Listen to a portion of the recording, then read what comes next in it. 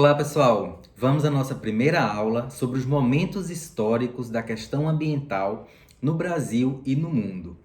Nessa aula, nós vamos abordar as principais conferências internacionais sobre o meio ambiente, os princípios que norteiam o direito ambiental e também a nossa Constituição Federal de 1988.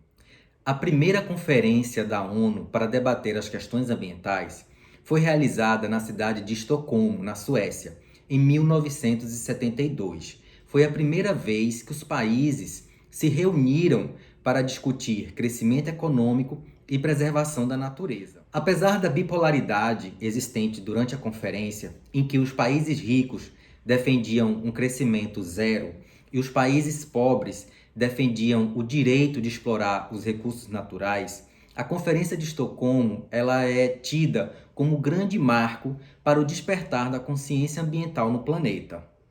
Um dos grandes resultados da Conferência de Estocolmo foi a Declaração de Estocolmo, um documento composto por 26 princípios que deram origem ao direito ambiental.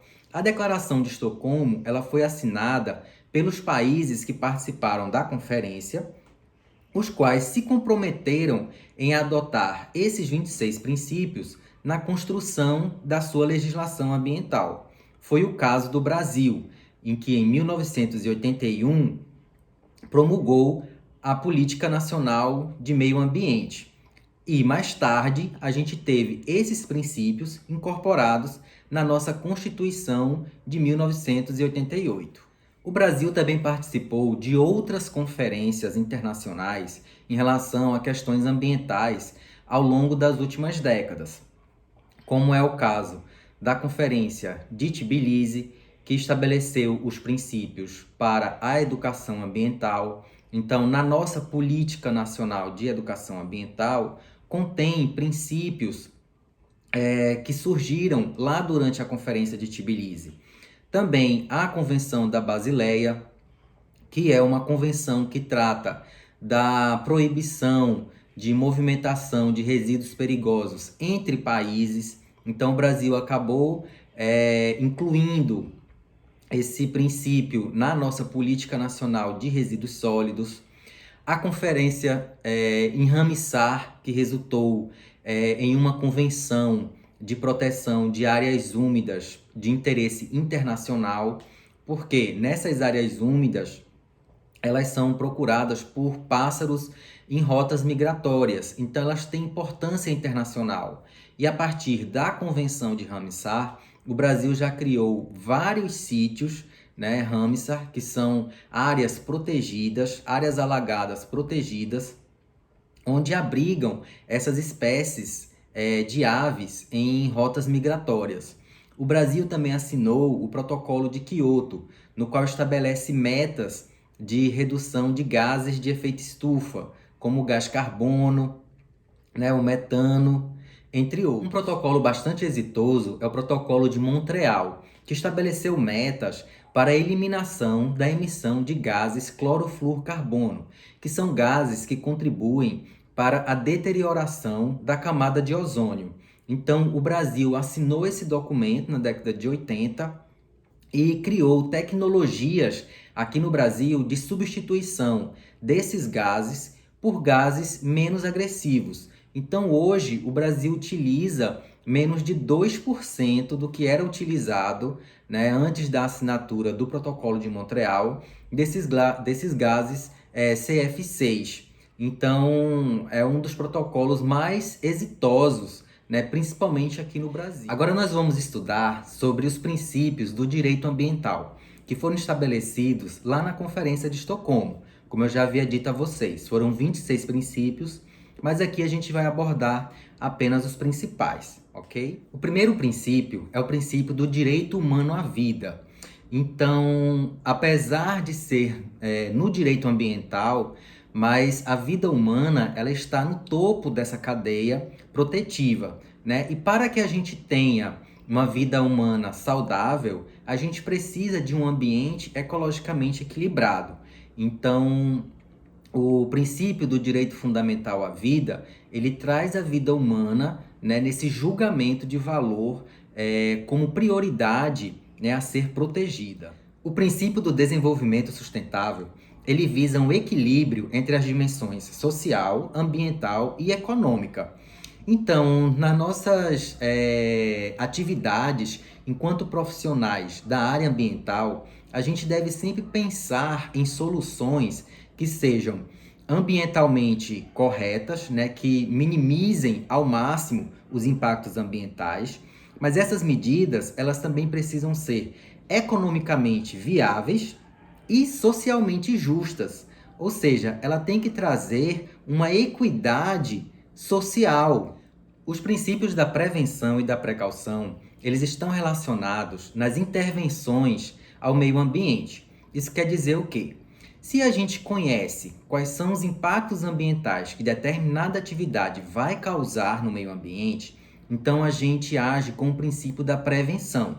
E então nós vamos adotar todas as medidas preventivas para poder reduzir os impactos ambientais. Então, por exemplo, uma indústria de cerveja, ela vai gerar efluente, que polui a água. Então, como medida preventiva, a gente já vai adotar o quê? Uma estação de tratamento de efluentes, para que esse impacto ambiental ele seja minimizado. Já o princípio da precaução é quando a gente não tem certeza científica daquilo que poderá ocorrer. Então, se determina que essa intervenção no meio ambiente ela não seja feita. Já o princípio do poluidor pagador diz que aquele que causa ou que poderá causar uma poluição ao meio ambiente, ele deve arcar com os custos dessa poluição, né? Com os custos de reparar esse dano. Então, esse é um princípio que ele tem caráter preventivo, mas também ele tem caráter repressivo. No caráter preventivo, ele está relacionado a quê? Ao valor que se paga, por exemplo, na análise de um processo de licenciamento ambiental, na taxa de fiscalização ambiental. E o caráter repressivo, ele está relacionado às multas que são aplicadas para aquelas pessoas, tanto físicas quanto jurídicas, que causam alguma degradação no meio ambiente. O princípio da função social da propriedade diz que um proprietário ele deve exercer o seu direito de propriedade, mas ele não pode afetar o meio ambiente e a coletividade. Então, esse princípio ele se materializa, por exemplo, no nosso Código Florestal, onde estabelece, né, que propriedades rurais precisam manter uma área de reserva legal na sua propriedade e também proteger as áreas de preservação permanente, né, onde nós vamos estudar sobre esse assunto na aula 3. O princípio da participação diz que todo cidadão tem o direito de participar da elaboração das políticas públicas relacionadas à questão ambiental. Então é um direito importantíssimo, onde ele se materializa a partir das audiências públicas, do acesso à informação da população a dados sobre o meio ambiente, também por meio da ação civil pública ou ação civil popular, né, por meio do Ministério Público, que fiscaliza o cumprimento da legislação. A nossa Constituição de 1988, ela é considerada uma das mais verdes da história, né? Também ela traz um pouquinho reflexo, né, do contexto histórico em qual o Brasil ele vai passando, ele vai evoluindo, e não foi diferente na questão ambiental. Então a Constituição ela ganhou um capítulo inteiro dedicado ao meio ambiente, lá no artigo 225, que diz que todo cidadão tem direito ao meio ambiente ecologicamente equilibrado, bem de uso comum do povo e essencial à sadia qualidade de vida, impondo ao poder público e à coletividade o dever de preservá-lo para as presentes e futuras gerações. Então, o meio ambiente, ele é um bem de uso comum. Isso quer dizer que ele pertence a todos nós. Mas não é porque ele pertence a todos nós que nós vamos usá-lo da maneira que a gente bem entenda. Não, não é dessa forma, né? A gente precisa cuidar desses recursos para garanti-los para as futuras gerações também. A gente deve usar né, no nosso consumo, no nosso dia a dia, na manutenção da nossa qualidade de vida, mas também a gente deve pensar na racionalização do uso desses recursos para que as futuras gerações eles também tenham a garantia de usufruir o meio ambiente. Então, a Constituição é a nossa base da legislação e a partir desses princípios constitucionais é que nós temos as leis federais, depois as leis estaduais e as leis municipais. Então, normalmente, as leis federais, elas estabelecem regras gerais para a questão ambiental e estados e municípios, eles devem seguir essa regra federal. No entanto, se uma legislação municipal ou estadual ela for mais restritiva, mais protetiva ao meio ambiente, essa lei ela vai prevalecer sobre a lei federal. Bom, então nós vimos nessa aula que a Conferência de Estocolmo ela deu o início, né, para a discussão internacional da questão ambiental. Ela originou, né, a Declaração de Estocolmo com 26 princípios do direito ambiental, os quais o Brasil assinou a Declaração de Estocolmo, se comprometeu em usar esses princípios na nossa legislação.